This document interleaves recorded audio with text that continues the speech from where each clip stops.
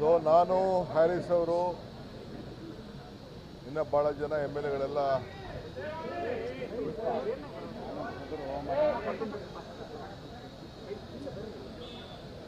ನಾನು ಹ್ಯಾರಿಸ್ ಅವರು ಮತ್ತು ಇನ್ನು ಅನೇಕ ಶಾಸಕರು ಪ್ರಿಯಾಂಕಾ ಖರ್ಗೆ ಅವರು, ಮೋಟಮ್ನವರು ಎಲ್ಲ ಕೇರಳಗೆ, ಅಜಯ್ ಸಿಂಗ್ ಎಲ್ಲ ಕೇರಳಗೆಲ್ಲ ಹೋಗಿದ್ದು, ಇನ್ನು ಕೆಲವರು ಅಲ್ಲೇ ಇದ್ದಾರೆ. ಎಲ್ಲ ಪ್ರವಾಸ ಮಾಡಿದ್ದೀವಿ. ಈ ಸತಿ 2/3 ಮೆಜಾರಿಟಿ ಬರ್ತದೆ ಅಂತ ಆತ್ಮವಿಶ್ವಾಸ ಇದೆ. 10 ವರ್ಷ ಅವರ ಆಡಳಿತ ಜನ ಬೇಯಿಸಿದ್ದಾರೆ. BJP ಜೊತೆ ಹೊಂದಾಣಿಕೆ ಕೂಡ ಅವರು ಮಾಡಿಕೊಂಡು ಒಳ ಒಪ್ಪಂದ ನಡೆದಿದೆ. ಬಟ್ 10 ವರ್ಷದಲ್ಲಿ ಏನು ಗುರುತಾದಂಥ ಅಭಿವೃದ್ಧಿ ಆಗಿಲ್ಲ. ಫೈನಾನ್ಷಿಯಲಿ ಕೂಡ ಭಾಳ ದೊಡ್ಡ ಪೆಟ್ಟು ಬಿದ್ದಿದ್ದಾರೆ. ಹೊರಗಡೆ ದೇಶದಿಂದ ಇವತ್ತು ಆಗ್ತಾ ಇರೋಂಥ ಸಮಸ್ಯೆಗೆ ಮತದಾರರು ಬಂದು ಓಟು ಕೂಡ ಆಗ್ತಾ ಇಲ್ಲ.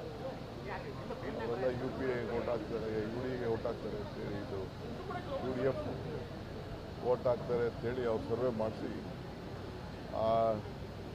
ಟ್ರಾನ್ಸ್ಪೋರ್ಟೇಷನ್ ಫ್ಲೈಟ್ ವ್ಯವಸ್ಥೆ ಕೂಡ ಇಲ್ಲ. ಅವರೇ ಕಾಸು ಕೊಟ್ಬಿಟ್ಟು ಬರ್ತಿದ್ರು, ಬಟ್ ಹೆಚ್ಚಿಗೆ ಫ್ಲೈಟ್ಗಳನ್ನ ಹಾಕಿಸ್ಲಿಲ್ಲ. ಇವೆಲ್ಲ ಸಮಸ್ಯೆ ಇದೆ. ಆದರೂ ಕೂಡ ಕಾಂಗ್ರೆಸ್ ಪಕ್ಷ ಮತ್ತು UDF ಭಾಳ ಒಗ್ಗಟ್ಟಿನಿಂದ ಚೆನ್ನಾಗಿ ಕೆಲಸ ಮಾಡ್ತಾಯಿದೆ. ಸೊ ನಾನು ಸುಮಾರು ಒಂದು 14 ಕಾರ್ಯಕ್ರಮ ಪಾರ್ಟಿಸಿಪೇಟ್ ಮಾಡಿ ಬಂದಿದ್ದೇನೆ 3 ದಿನದಲ್ಲಿ.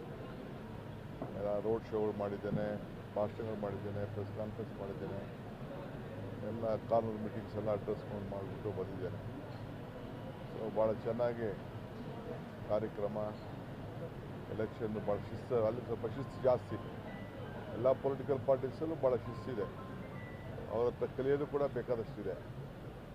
ಸೊ ಇವತ್ತೆಲ್ಲ ಕುಟುಂಬ ಸಭೆಗಳಂತ ಮಾಡ್ತಾರೆ, ಅಂದರೆ ಎಲ್ಲ ಫ್ಯಾಮಿಲೀಸು ಸೇರಿ ಸಭೆಗಳು ಮಾಡ್ತಾರೆ. ನಿನ್ನೆ ರಾತ್ರಿ ಹಂಗೆ ನಾವು ಕೊನೆ ಸಭೆ, ಕುಟುಂಬದ ಸಭೆಯಲ್ಲಿ ಪಾರ್ಟಿಸಿಪೇಟ್ ಮಾಡಿಬಿಟ್ಟು ನಾನು ಬಂದೆ. ಸೊ ಹಾಗೆ ಕೇರಳ ಎಲೆಕ್ಷನ್ನು ಭಾಳ ಚೆನ್ನಾಗಿ.